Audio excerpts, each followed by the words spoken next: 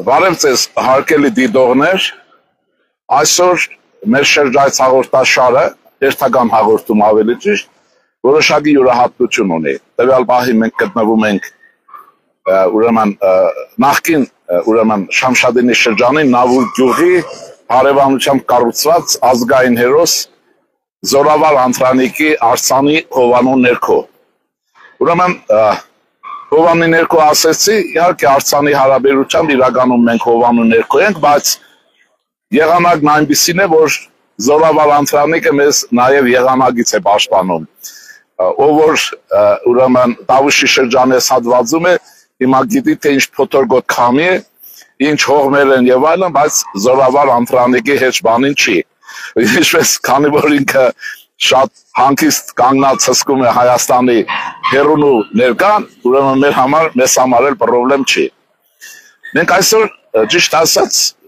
հատուկ ընտրել ենք Նավուր գյուղի կողքին կառուցված կամ բարձունքին Զորավարի արձանի մոտ, որովհետեւ մեր ասելիքի իմաստը փոխանցվի ձեզ։ Ես ձեզ խնդրում եմ մի պահ Զորավարի ուրեմն բանը նայեք, այն նկարը, որ մենք ձեզ փոխանցում ենք, Զորավարը ոչ միայն երևայրի վրա նստած սլանում է, այլ նաև նրա գրկում մի երեխա կա, ուշադիր եղեք, երեխան գրկած, երեխային տանում է։ Եթե ես ճիշտ եմ հասկացել, արձանի հեղինակները դրա մեջ մեծ խորհուրդ են տեսել, որովհետև այդ ուրեմն երեխան նորանկախ Հայաստանն է։ Դա նկատի ունեմ այն ժամանակները փոթորգոտ կյանքի, որ Զորավարը Հայաստանի ուրեմն սարերով ու ձորերով պաշտպանում էր իր ժողովրդին եւ հետո իր պետականությունը։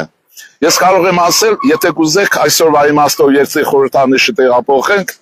Զորավարը վերադարձել է եւ գրկել է Հայաստանի այն հանրապետությունը, որ այսօր մենք ունենք, որի համար բոլորս պարտավոր ենք նույն հոգատարությունն ունենալ, որովհետեւ մենք այդ պետականությունն ունենանք։ Եվ հիմա շարունակեմ խոսքս։ Եվ այսօր ամսի ուրեմն 11-ն է, այսինքն մայիսի 9-ից մի օր է անցել, երկրորդ օրն է, եւ դրա խորհուրդը ինձ համար բոլորովին այլ է։ Այլ է այն իմաստով, որ մենք նշեցինք ուրեմն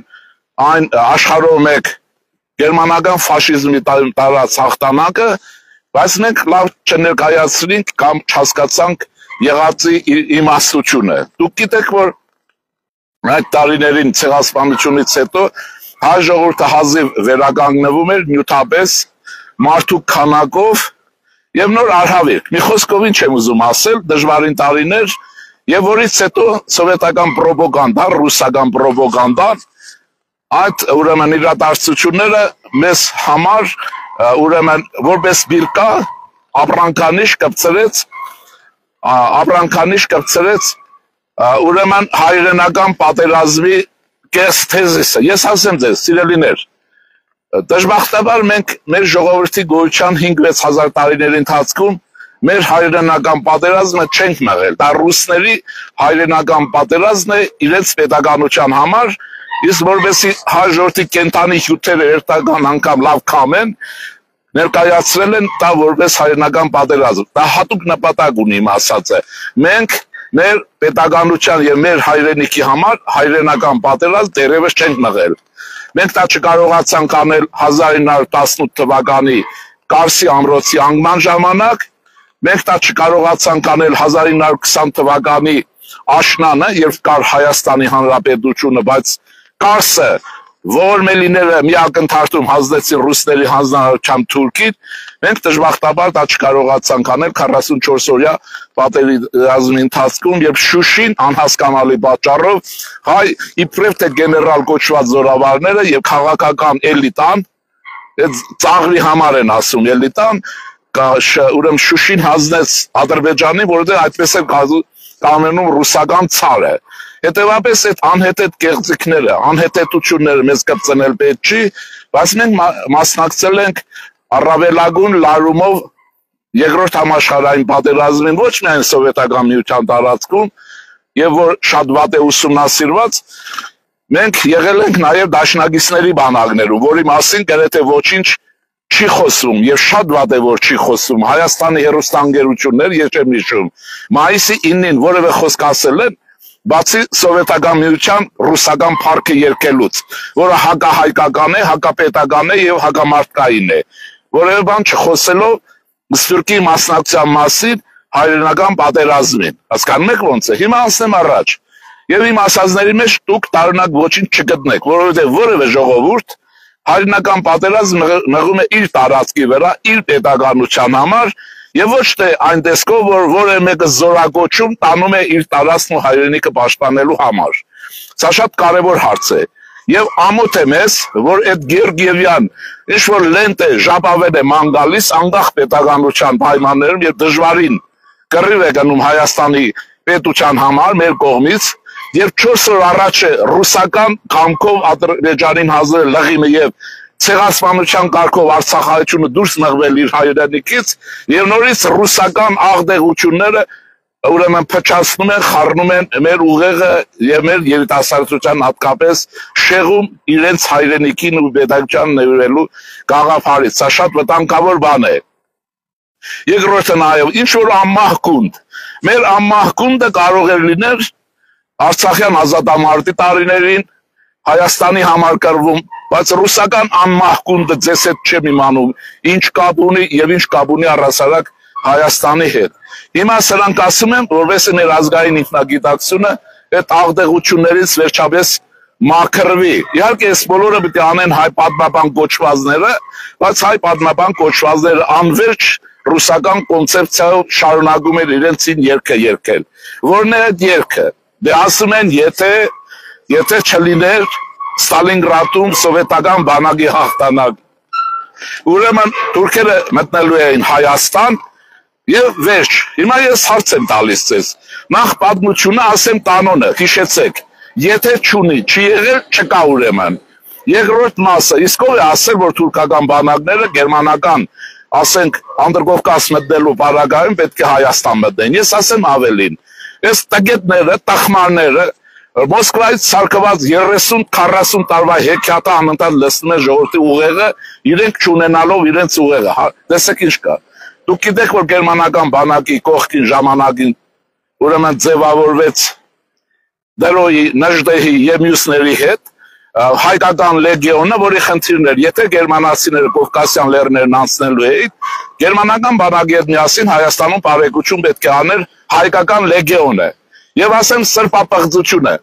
չի կարելի լինել իբրև թե նժդեհական եւ նժդեի հիմնական գործը անտեսել։ Դուք գիտեք, որ լեգիոնը ստեղծվել է Դրոյի, Նժդեի եւ մյուսների ջանքերով։ Էլի ասեմ,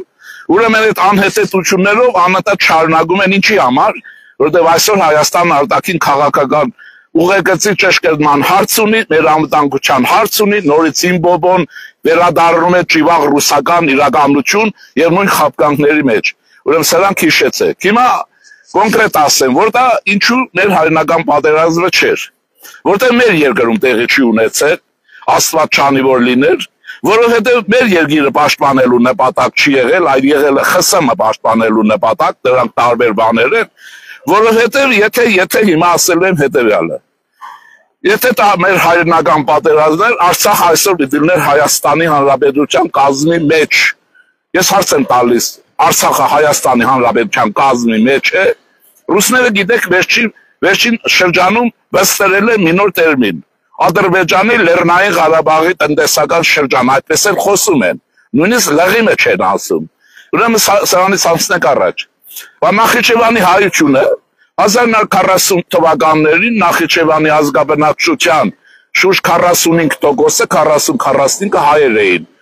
Եթե մեր հայրենական պատերազմների չում է, թե հայրենիքը այսօր մեզ հետ չի, կարող եք պատասխանել։ Վերջով է այս հարցերի պատասխանը տալու։ Եվ ինչու համար է անընդհատ ազգային ուրեմն տեսակետը հակադրվում ազգային նպատակի հետ։ Այսօր մենք ունենք մի գլխավոր խնդիր, եւ այդ գլխավոր խնդիրը Հայաստանի Հանրապետության անվտանգության ապահովումն է, զարգացումն է եւ մեր ժողովրդի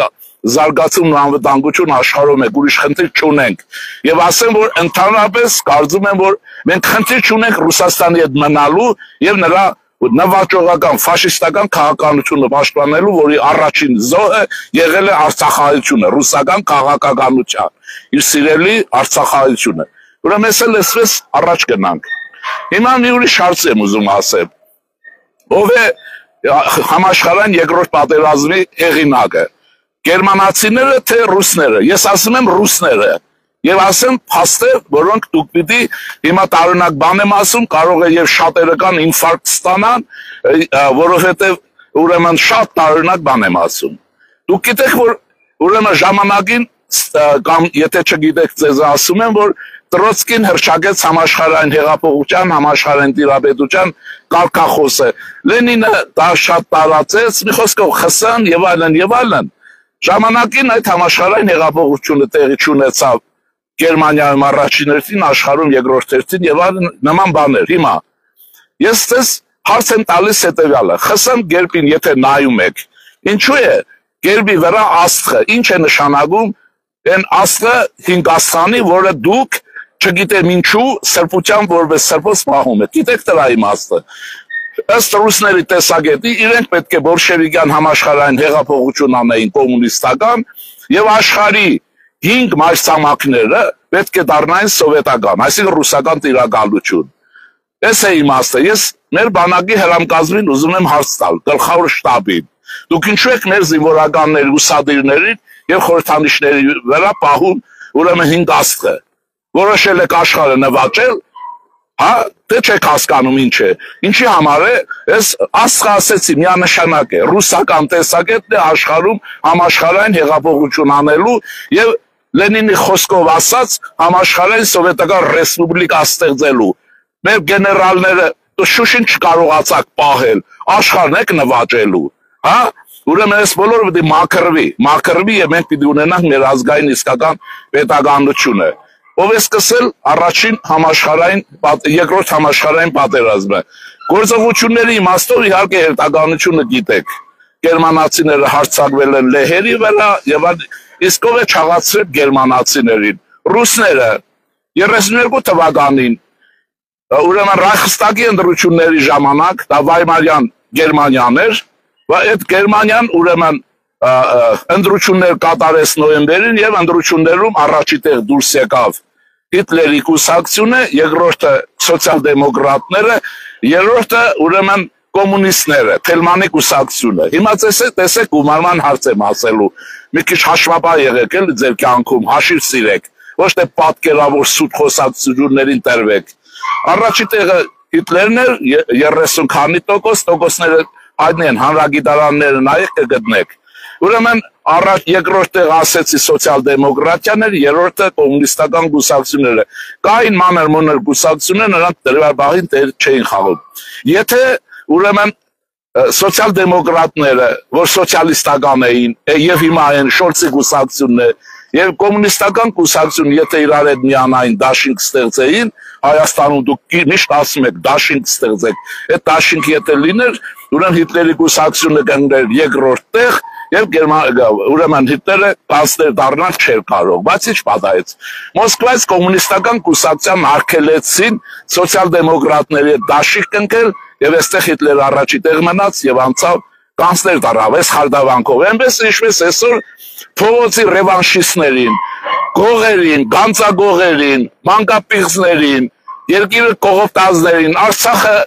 ադրբեջանցիներին, հանձնազերներին տեսնում եք ինչպես է փողոց շպրտել եւ ինչպես է օգտագործում Հայաստանի պետության դեմ։ Եվ դա Կրեմլն է, Մոսկվան է։ Հիմա ասեմ հետեւյալը, չէր կարասնեմ, որտեղ եղանակը շատ վատ է, բայց ոչ մեր տրամադրությունը։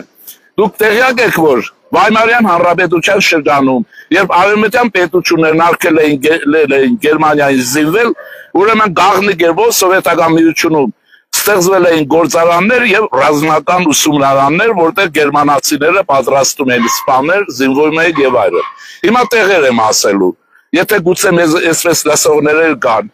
Ռիազանի տանգային ուսումնարանում սովետական Ռիազան քաղաքի գերմանացիներին հազված այդ ուսումնարանում ժամանակին սովորել է ուրեմն գեներալ գնդապետ Գուդերյանը, այն Գուդերյանը, որի տանկերը հասան մինչև Մոսկվա, տանկային ստրատեգիայի գիգանտը։ Եղավ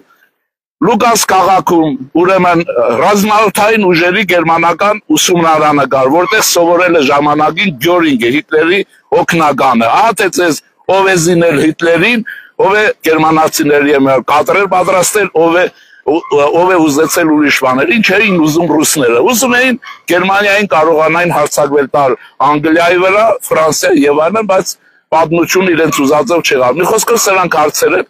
որոնց մասին դուք պետք է լավ իմանանք եւ հարցը փակվի հետեւյալով։ Մենք պարտավոր ենք մեր պատմության ընթացքը լավ իմանանք, որովհետեւ այդ պատմության ընթացքով կարողանանք ուրեմն ճիշտ ճանապարհ գնանք, մեր պետականությունը վերականգնենք։ Այսպես ասեմ երևի, ասեմ նաեւ որ ուրեմն ռուսական ազդեցությունը իհարկե Հայաստանում ուժեղ է, բայց գերազանցված է։ Շատ է գերազանցված, իհարկե ուժեղ է, ու ագենտուրան լավ աշխատում է, որի ժամանակին հայերին զգուշացրեց, մեզ զգուշացրեց ժամանակին Խադարգովսկին 20 թվականի սեպտեմբերին, երբ իր կայքեջում հրապարակեց դոսի հոդվածը, ասելով որ Հայաստանում ռուսական ագենտուրան ամեն ինչ ընդունակ է ռուսական եւ Հայաստանի պետությունը շատ նեղ վիճակում է լինելու։ Անուն ազգանուններ կան, ովքեր են, ինչ են եւ այլն։ Էս էլ էս Ժողովուրդ ջան, հիմա ասելիքիս իմաստը հետեւյալն է։ Ուրեմն ինչ եք անում, որպես լուսաստղ դիտում եք Անտրանիկին, մեր ազգային հերոսներին եւ այդ հերոսներին նայելով շարժվում եք ճանապարհ։ Մնացածը ուրիշ տեղ կհանդիպենք, ուրիշ պարագաներում, որտեղ եղանակը շատ վատ է։ Բայց նորից հիշեցնեմ, Զորավար Անտրանիկի գրքին մի մանուկ է եւ այդ մանուկը մանուկ Հայաստանն է այն տարիներին, բայց այսօր այդ մանուկ Հայաստանը պետք է առնականանա եւ դառնա անհայաստանը, որը պետք է վերականգնի մեր արժանապատվությունը, մեր հպարտությունը եւ մեր պետականությունը։ Ստեսություն ձեզ, ուրեմն բոլորիդ առաջարկում եմ, որպես ազգային միասնության ուխտ, բոլորդ մի բաժակ եք վերցնում եւ խմում եք Զորավար Անտրանիկի կենացը։ Աշխարհով մեկ մի բաժակ Զորավար Անտրանիկի կենացը։ Ուրեմն եւ այսպես մենք դրա համար դիմեցինք Անտրանիկին, որ հասկանանք, որ մենք արմիաշկեք չենք, մենք ստրուգներ չենք, մենք հզոր պետականություն ենք ունեցել եւ հզոր անհատականություններ, որի սիմվոլը դեպյալ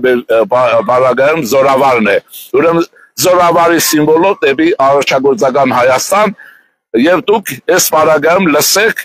քրիստոնյա ժողովրդավարական կուսակցության բացադրությունները, խորհուրդները, առաջարկները եւ ինչպես մեր մեծերն են ասել խորենացուցը սկսած առաջ ու հետո ձեր ոտը քարին չի կպնում, այլապես կրկնեմ, հա, Սիլվա Կապուտյանի հրաշալի խոսքը, երբ որ ողորմելիներ մի գիշերում ընտրությունների համար սարքեցին Շամիրամ կուսակցություն եւ ընտրակեղծարարությունը շարունակեց, կարծեմ թե Վանո Սիրատեղյանի հանճարն էր, որ ասում է քանջարը գրողը, ուրեմն սրանք են ապականել շատ բան։ Երբ որ ուրեմն այդ Շամիրամ կուսակցությունը հանգարց 95 թվականի հունիսի 5-ին հայտնվեց ընտրություններում եւ հաղթեց, Շամիրամի մասին ոչ մեկը որպես կուսակցություն իբրև թե տեղյակ չէր, KGB-ն էր ստեղծել Վանոյի գլխավորությամբ։ Վանոյի հատուկ ստրուգներին էլ եմ ասում, որ հերիք է ռեգլամեք, ապա կանողներն ովքեր են, եւ ինչ Սիլվա Կապուտյանը շշմել էր։ Մի ելույթի ժամանակ էսպես ասեց, ձեզ փոխանցում եմ, սրանով վերջացնում եմ։ Բայց հայ ժողովուրդ, դու ունես Նյուարտ կամ Նվարդ, ինչ գործ ունես Շամիրամ այլասերվածների հետ, ինչ գործ ունես, կարող է բացատրես։ Հիմա ես ձեզ Սիլվա Կապուտյանի անունից ասում, առաջարկս Սիրիր Նվարդիդ, թքած Շամիրամի վրա, եւ Շամիրամը հաջողություն Հայաստանում չի ունենալու։ Դա ռուսական իշխանությունն է, չի ունենալու, ինչքան է դժվար լինի։ Առայժմ Զորավար Անտրանիկը ձեզ վկա։